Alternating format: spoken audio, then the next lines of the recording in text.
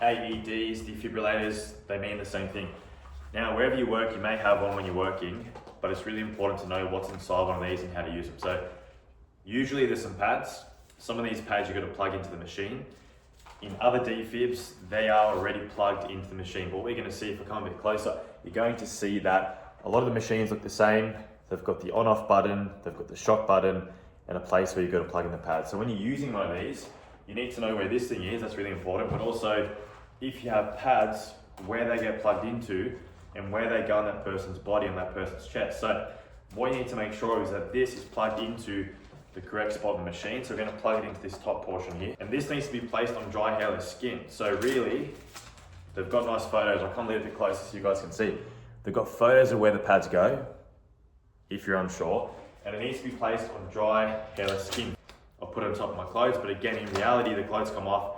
You shave if you need to. Defib kits come with a razor, shaver, gloves, and a resus mask. You're pretty much covered. So anyway, we're going to put this up here. One will go at the top.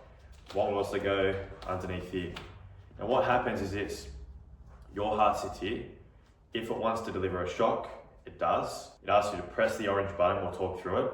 And then what happens is it delivers a shock from this pad to the second one and it crosses through your heart. So we're going to go through that. We're going to turn this machine on, just so you guys can see. So we press that green button, we turn the machine on. Analyzing heart rhythm. Do not touch the patient. At this point, the pads assume they're on that person, we stop touching. Shock advised. It wants to shock that person, so we stand clear. It's really important. Stay clear of the patient.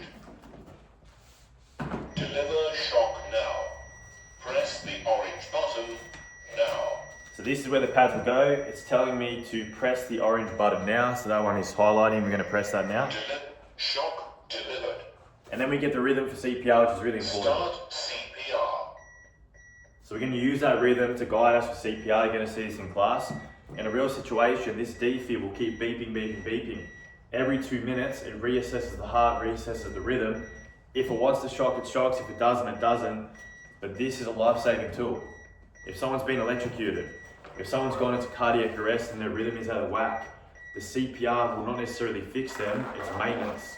But a defib, within the first 5 minutes with CPR, really improves the chance of survival.